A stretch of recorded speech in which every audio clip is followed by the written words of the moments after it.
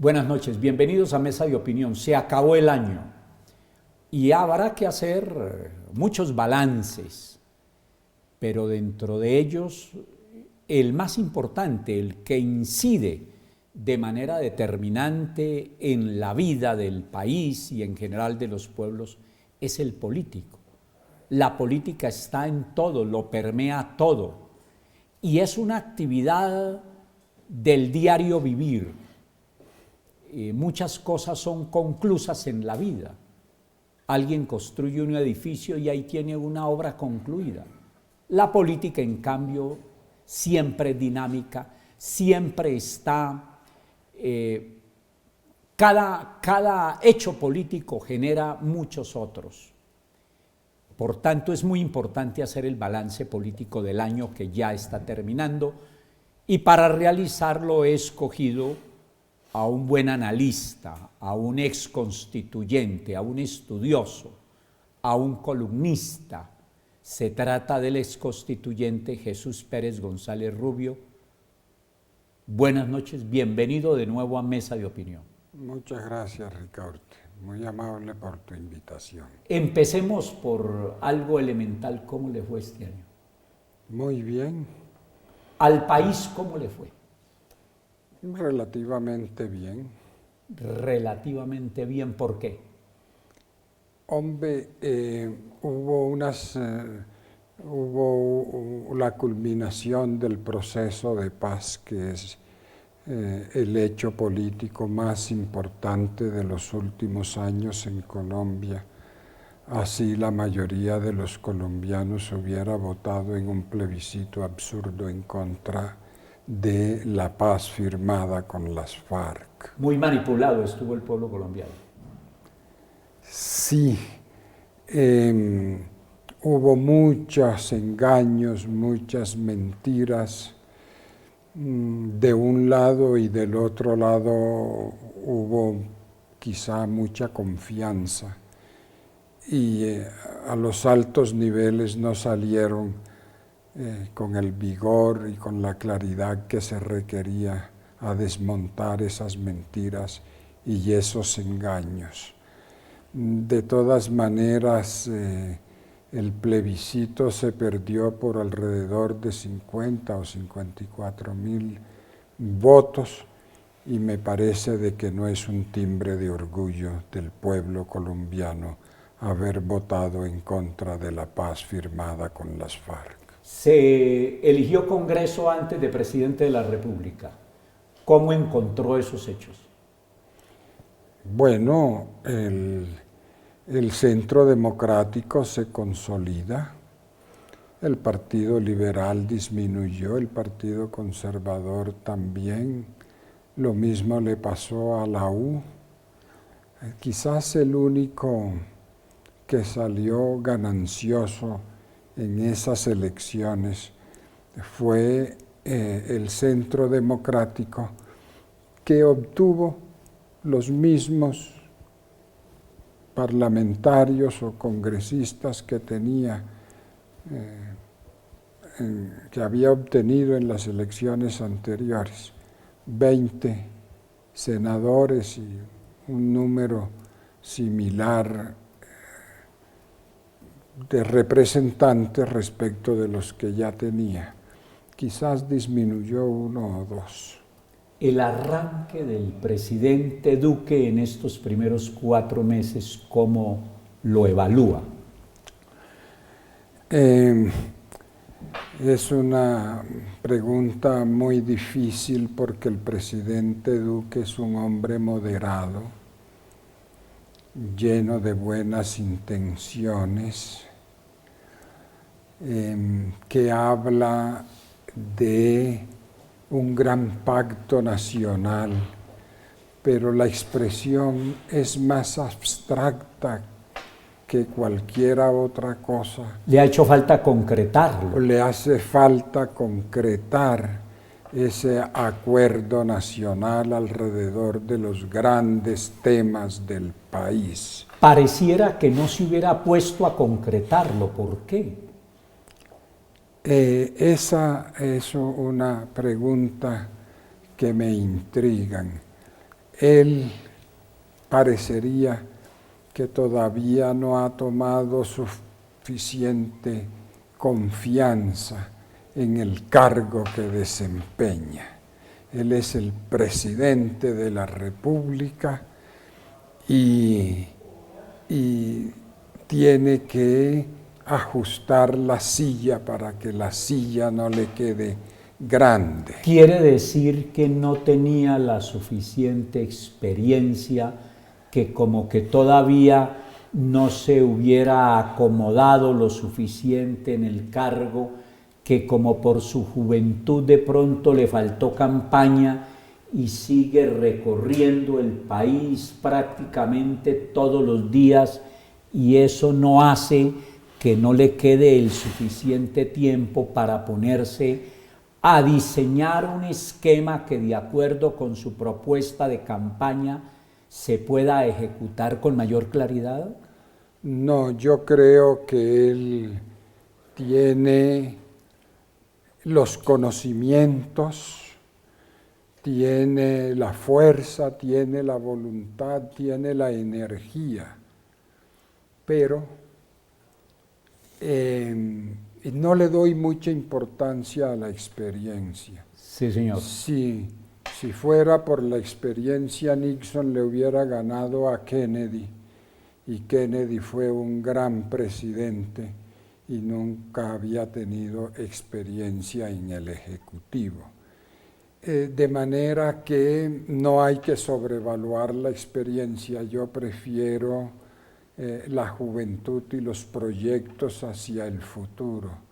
Lo que yo veo en el presidente es que sus buenas intenciones terminan frenadas por el centro democrático y especialmente por el presidente Uribe, que en mi opinión no hace sino crearle dificultades. Por ejemplo, actualmente, mientras él tiene que lidiar con el tema del salario mínimo, el senador Uribe le presenta un proyecto de ley creando una prima que se pagaría en abril y septiembre para quienes ganen menos de 3 salarios mínimos. Obviamente, esa situación incide de manera directa en el tema del salario mínimo. Para el presidente es dificilísimo manejar el tema cuando tiene una espada de Damocles que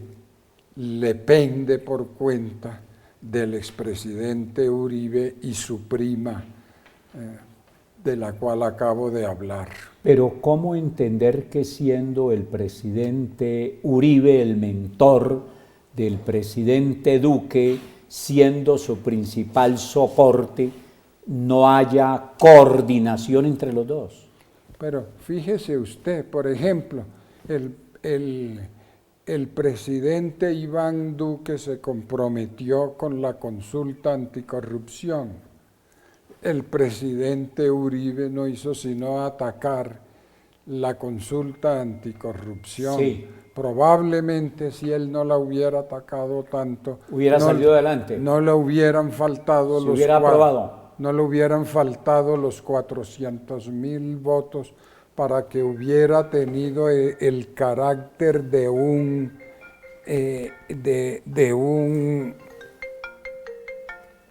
hubiera tenido el carácter, de Sí, un hecho obligatorio. De un hecho obligatorio, ¿no es cierto? La fuerza de la ley. Sí, señor.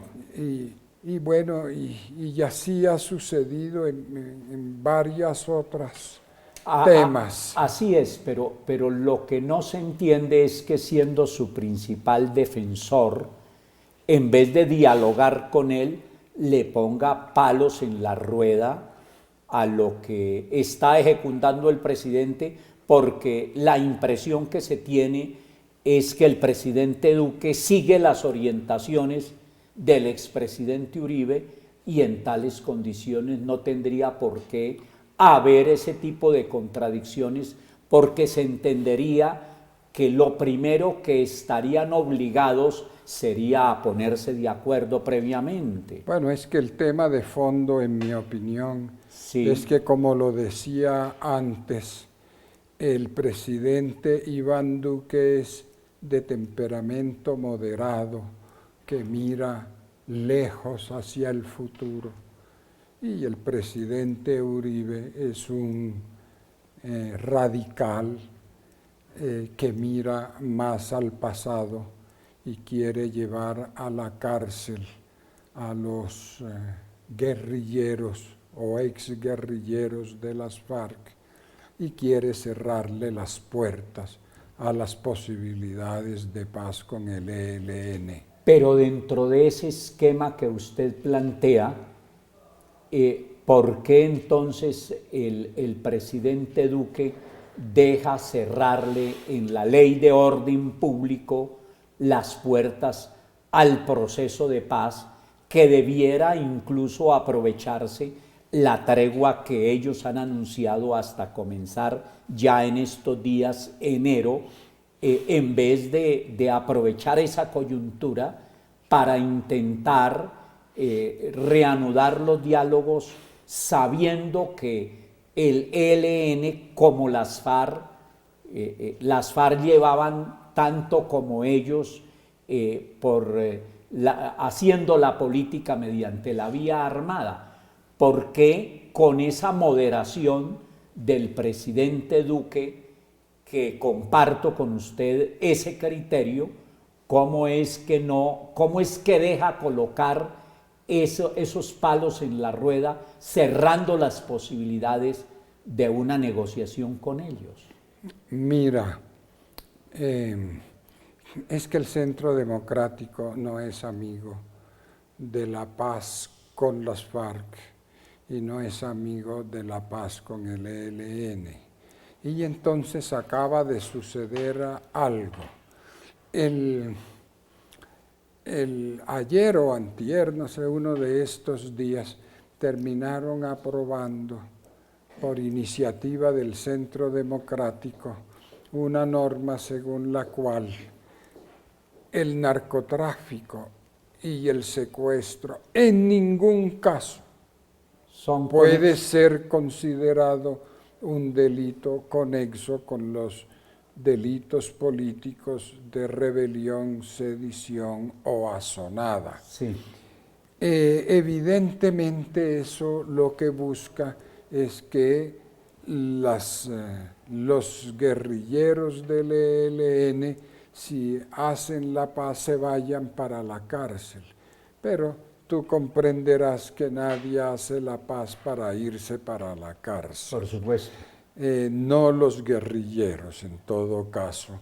De manera de que lo que buscan es cerrarle las puertas a las posibilidades de paz con el ELN, a menos de que ellos se sometan a salir de la guerrilla para irse para la cárcel, lo cual veo bastante improbable. Bajo ese marco que bien usted ha planteado, ¿qué ve para el año que ya llega? ¿Qué va a pasar frente a este panorama que ya ha descrito? Ese estado de opinión en el Centro Democrático bloquea al presidente. Y entonces, por ejemplo, ahora que el ELN ha decretado una tregua unilateral, la respuesta del presidente no ha sido la de lamentar que esa tregua no sea indefinida, sino la de decir que no cree en esa tregua. ¿Por qué?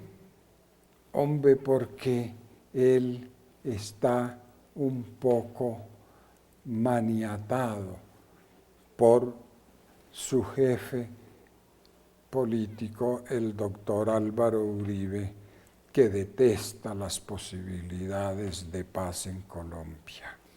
Eso que usted ha planteado es demasiado preocupante, y de esa experiencia, ¿qué enseñanza debe quedarle al pueblo colombiano. Después de una primera pausa ya regresamos a Mesa de Opinión.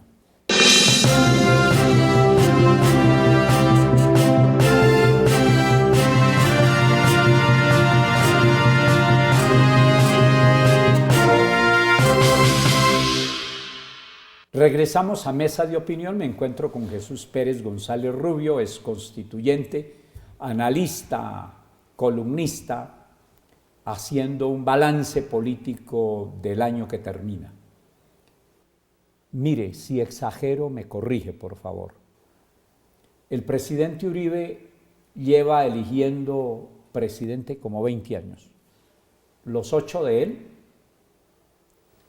4 por lo menos, 4 del presidente Santos, 4 del presidente Duque, van 16. ¿Qué le debe quedar al país de esa enseñanza, de ese hecho? ¿Qué enseñanza? Mira, decía el general Bolívar que el talento sin probidad es un azote. Y el presidente Uribe, que hizo un primer buen gobierno, terminó haciéndose reelegir a través de medios indeseables. Modificando la Constitución. Varios de sus ministros terminaron en la cárcel por cuenta de esa reelección. Después intentó hacerse elegir de nuevo y afortunadamente la Corte Constitucional declaró inexequible la ley estatutaria que permitía el referéndum. Hay que decir en abono del presidente Uribe que él acató en un gesto democrático muy importante la decisión de la Corte Constitucional. Él es una persona de un talento político como no se conocía en el país desde que yo tengo uso de razón.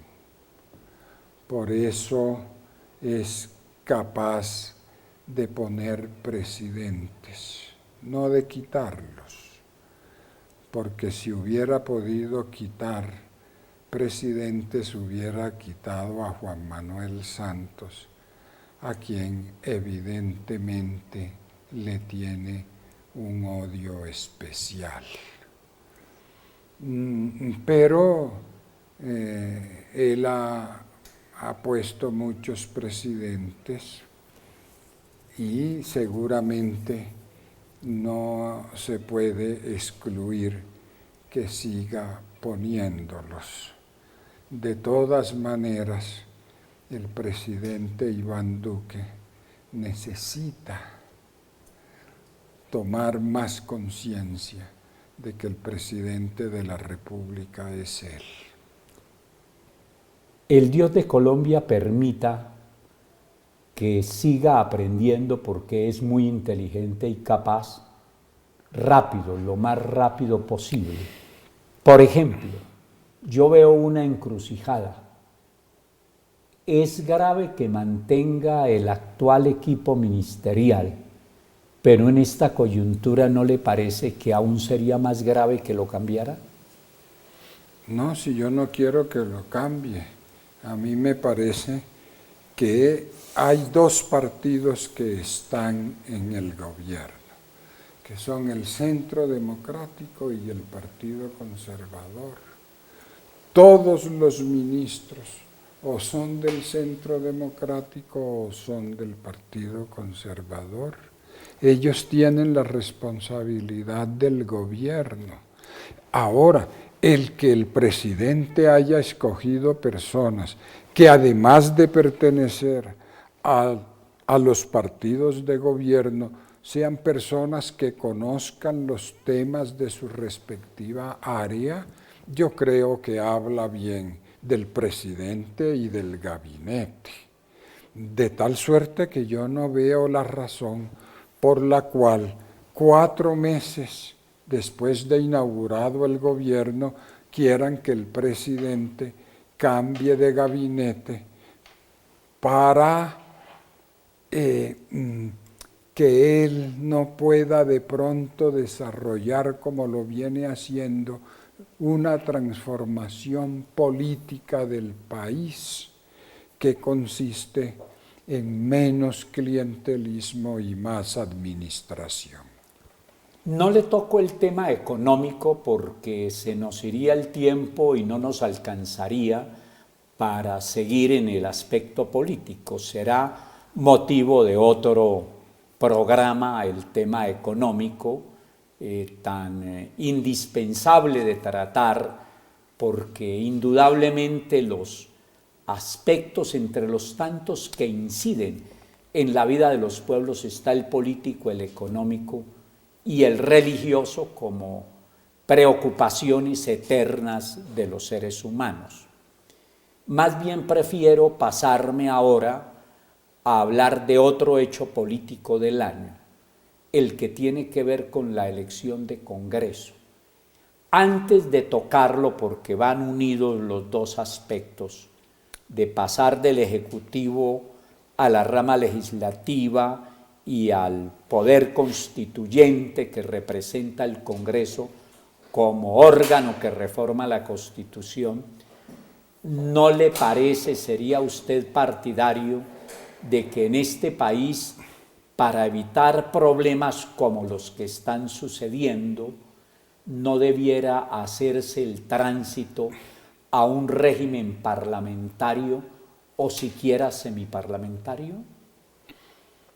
No, yo no soy partidario en este momento de un régimen parlamentario, porque en los regímenes parlamentarios el jefe del gobierno, como se llame, presidente del gobierno, canciller, primer ministro, es elegido por el Parlamento. Es el líder de los parlamentarios. Sí. Es una elección indirecta. El elector no elige directamente al primer ministro, elige a unos parlamentarios que a su turno eligen al primer ministro. Así es, pero en él. Entonces, no hay nada más desprestigiado en Colombia y en mi opinión con razón que el Congreso. Que el Congreso, pero a pesar de que hay algunas personas muy meritorias en él. Pero es porque no tiene poder el Congreso, es porque... El Congreso tendrá tanto poder que hace las leyes, reforma la Constitución, no puede dar facultades extraordinarias al presidente si el presidente no se las pide, precisamente para que él se ocupe de hacer las leyes.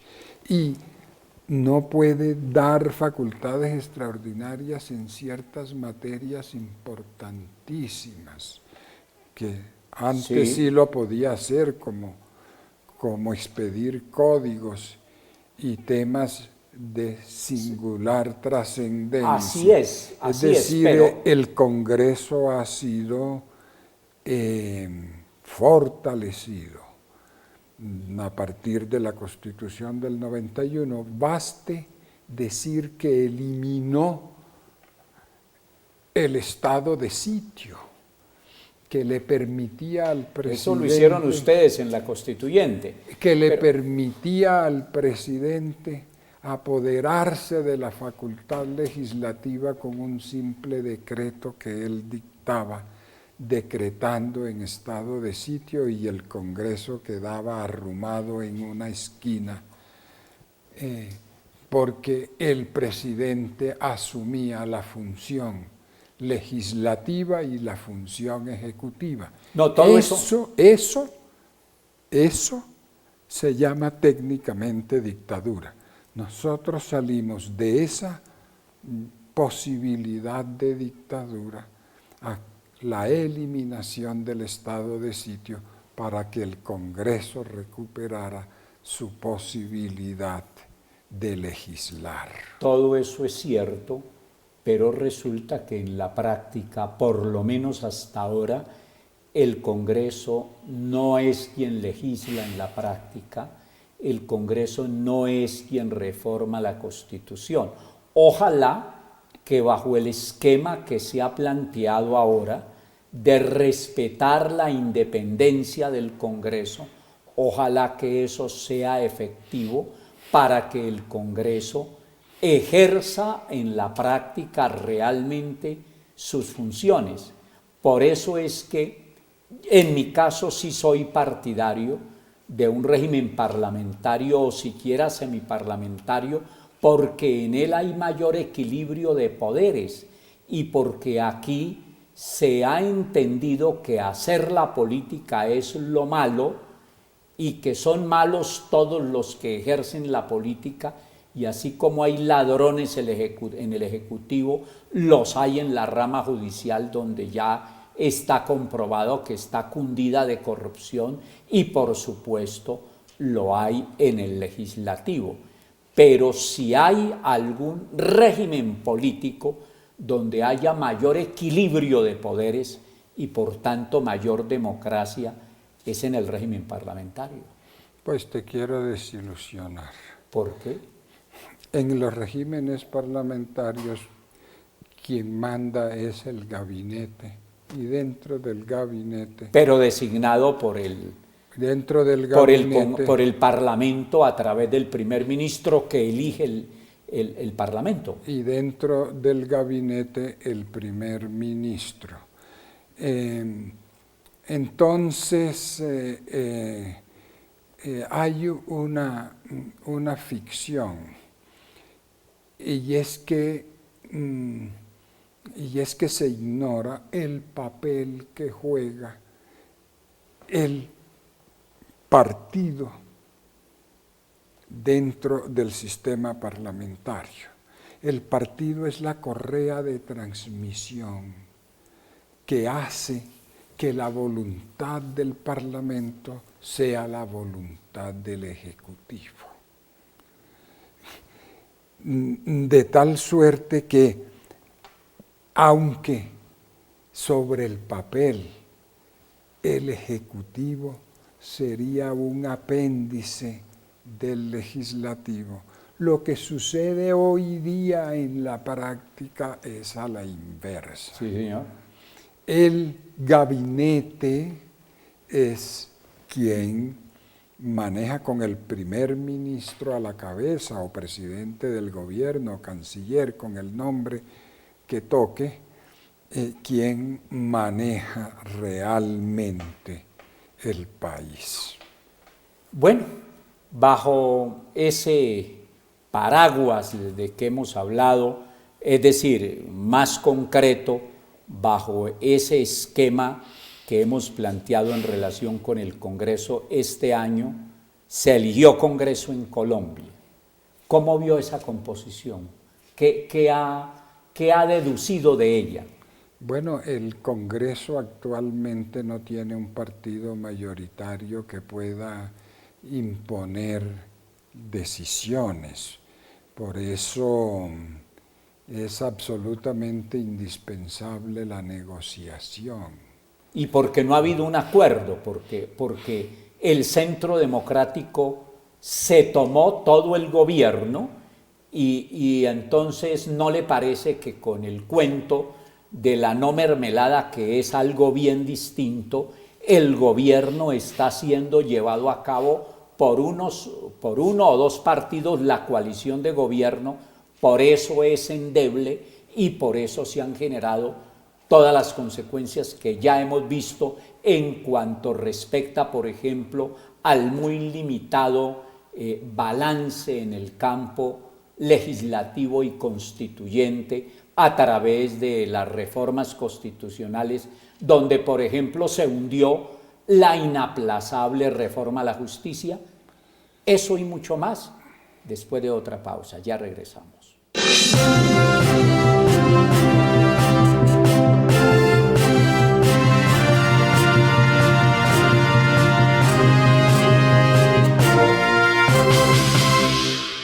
Volvemos a Mesa de Opinión y había dejado planteado mi querido Jesús Pérez González Rubio. Tiene, entre otros, la fortuna de tener un nombre bastante largo. Eso es así como de larga es su inteligencia, pero después de esta digresión, ¿cómo le parece el último planteamiento que dejé en torno de lo que debe ser el Congreso y de las relaciones entre el Ejecutivo y el Legislativo?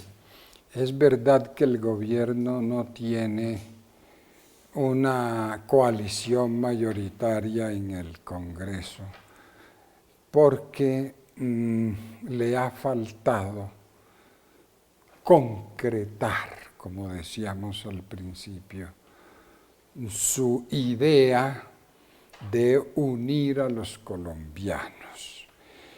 Y hay tantos temas, el tema de la justicia, el tema de la reforma política, el tema de la ley de financiamiento, que realmente ha dejado de ser una ley de financiamiento para convertirse en una reforma tributaria. Pues el presidente tiene muchos temas, el de la misma paz, ¿no es cierto?, sobre los cuales debe organizar en los grandes acuerdos nacionales, pero el presidente está ausente en esa materia. Y uno se pregunta, ¿por qué si el planteamiento abstracto es lograr grandes acuerdos, a la hora de la verdad él no impulsa ningún acuerdo sobre ningún tema concreto? Allí hay un misterio. Yo quiero recordar a estas alturas que la ministra del Trabajo, una magnífica funcionaria que ha sido siempre, dijo antes de ser ministra que si bien el presidente era el doctor Iván Duque, el jefe era el doctor Álvaro Uribe.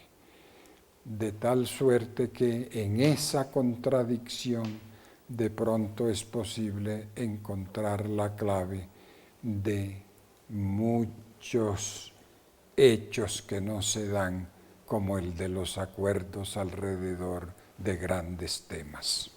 Quedó para este año que ya viene, 2019, con vida el tema de la reforma política, después de 3 reformas anteriores. A ver, no voto preferente por ahora, no modificación de la circunscripción nacional, financiación preferentemente estatal y algunas otras cositas más. Vale la pena continuar este año que ya viene con un proyecto tan limitado como el que quedó finalmente en la llamada reforma política? Mire, las dos cosas más importantes de la reforma política eran las listas cerradas y la financiación exclusivamente pública de las campañas políticas. Este último punto es absolutamente capital para combatir de un lado la corrupción y de otro lado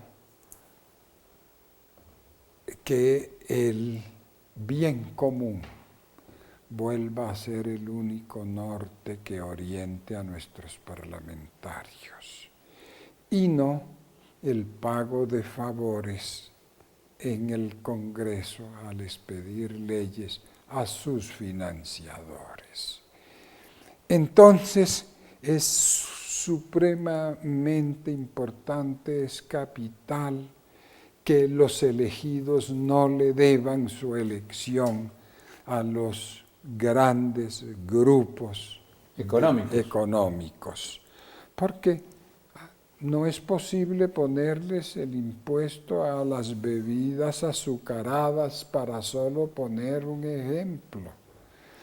Entonces, es igualmente importante la lista cerrada para que puedan los partidos competir entre sí. Desde luego que eso requiere democracia interna. Democracia interna de los partidos para escoger mediante consultas internas de los partidos una en el momento que corresponda para todos los partidos la lista que van a presentar al electorado. Y pasaría de los candidatos a hacer campaña en contra de los otros candidatos de su propio partido a hacer campaña en contra de los otros partidos, y esa es una enorme diferencia que puede significar la revitalización hoy tan echada de menos de los partidos políticos. Yo he propuesto en varios de mis libros que el Congreso tenga iniciativa en el gasto público, pero bajo los estrictos términos del plan de desarrollo, entre otras cosas para que los presupuestos del Estado no los realice unos técnicos desde Bogotá sin el conocimiento y el compromiso real con la provincia colombiana. ¿Qué diferencia encuentra entre ese planteamiento y lo aprobado según informes que hemos tenido, porque el proyecto en su totalidad no lo hemos podido conocer como fue aprobado, en el sentido de que el 20% de la inversión regional sería sugerida o colocada por los congresistas? No es el 20% de la inversión regional, es el 20% del presupuesto nacional. Sí. Esa es una idea también maravillosa del Centro Democrático, que quiere volver cada vez que puede a la Constitución del 86, que consagraba los auxilios parlamentarios. Esos son los auxilios parlamentarios, la iniciativa de los parlamentarios para estimular empresas dignas de estímulo y apoyo. Y eso es una fuente de corrupción en el pasado, y si eso logra cristalizar, será una fuente de corrupción en el futuro. Pero es que en el pasado se colocaba una partida global. No. En lo que se era quiere, distribuida por partes iguales entre los congresistas. En este caso no va el presupuesto para obras que deban estar incluidas en el plan de desarrollo. Eso es lo que dice la Constitución. Pero, por ejemplo, los cupos indicativos no se sometían a eso. Y los cupos indicativos terminaron siendo otra fuente de corrupción, porque eran lo más parecido a los auxilios parlamentarios. Ahora quieren revivir los auxilios parlamentarios, y yo creo que eso es de lo peor que le puede pasar a las finanzas públicas de este país. Si eso es así, prepárese para pagar un poco más de impuestos. De lo que hemos conocido de la reforma hasta ahora, de la aprobada en cuarto debate, faltándole 4, ¿qué más destacaría?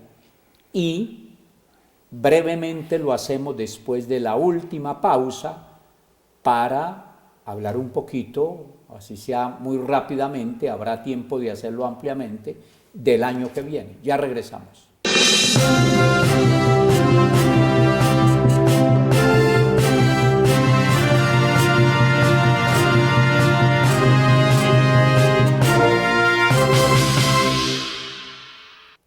Volvemos a la última parte de Mesa de Opinión. Le había dejado la pregunta de lo que no comentamos sobre la reforma política. ¿Quiere destacar algún otro punto? Sí, hay un punto también horrible. Quieren que los congresistas puedan ser ministros. Eso conspira contra la independencia del Congreso, de un lado, y facilita la concentración de poder político en pocas manos de otro. Basta asomarles la posibilidad de que puedan ser ministros para que se vuelvan dóciles corderos a la voluntad del gobierno. En algunos casos los nombrarán y en otros no.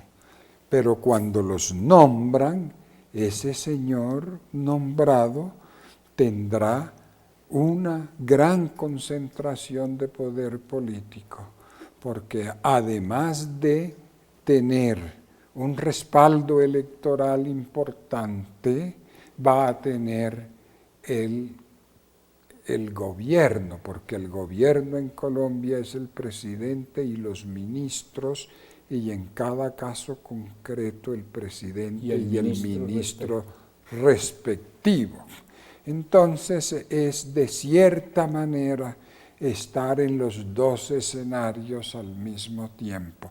Creo que eso es perjudicial, juega en contra de la separación de poderes y juega a favor de la concentración del poder político en pocas manos. Hoy y estos días, amén de descansar, son propicios para pensar en el país, en el bien común, en el año que viene.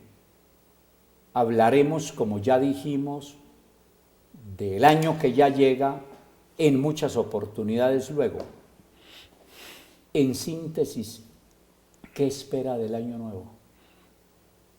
Yo espero que el presidente de la República tome conciencia de que él es el presidente de la República, que ha sido elegido por 4 años y que cumpla con su promesa de los grandes acuerdos, para que el país deje de estar tan radicalizado, tan politizado, y se puedan sacar las reformas que el país necesita.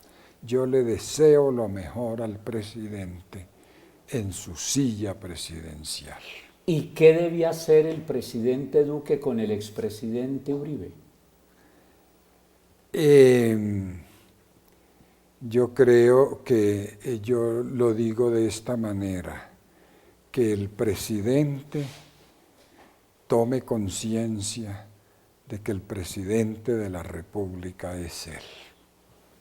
Y la relación del Congreso, o mejor, del presidente con el Congreso, ¿cómo la ve? ¿Cómo se va a desenvolver? Se va a desenvolver muy bien si él toma los grandes temas políticos y económicos y sociales para hacer los grandes acuerdos nacionales que prometió, pero que solo se ha quedado en un enunciado teórico, en un enunciado abstracto.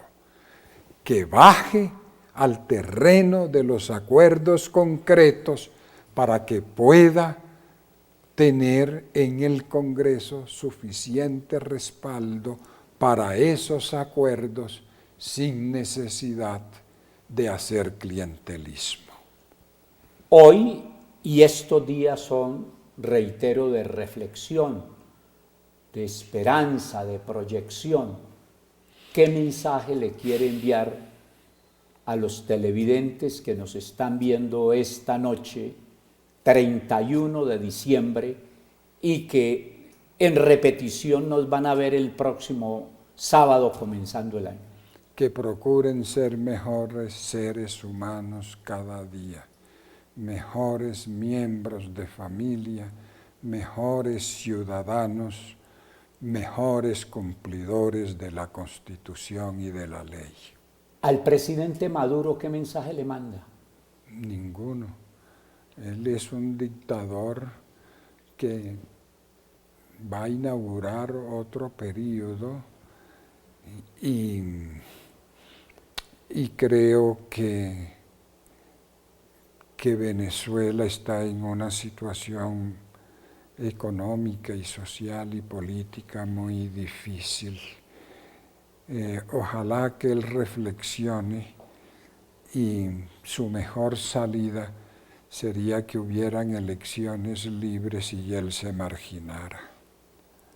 ¿Cómo hacer para que en el año 2019, en este que ya viene, los colombianos seamos más conscientes de nuestro destino histórico y entendamos que el compromiso con el país debe ser de todos y no simplemente de un gobierno o de unos pocos? Mira, déjame agregar algo respecto de Venezuela. Sí, señor. Los venezolanos son nuestra más inmediata semejanza. Sí. Somos una nación dividida en dos estados. Por eso, la idea de romper relaciones exteriores con el gobierno de Venezuela me parece una mala idea. Recordar igualmente que los países tienen relaciones no con los gobiernos, sino con los estados. Y por el hecho de que un estado no sea democrático, uno no rompe relaciones con ellos. Está de por medio la población. Yo no veo a los Estados Unidos rompiendo relaciones con China, a pesar de que China no es una democracia.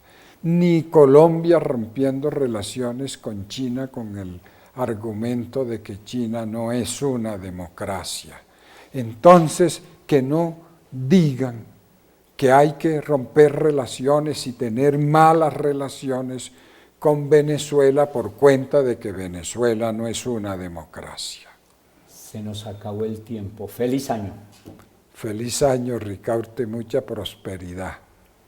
Y feliz año para todos ustedes, que el Dios de Colombia nos guarde a todos, nos dé mucha salud, que tengamos mucha prosperidad, mucho progreso, mucho desarrollo, bien difícil de encontrar bajo la coyuntura que nos toca vivir, pero no hay que renunciar a los grandes ideales. Reitero, un abrazo, feliz año para todos.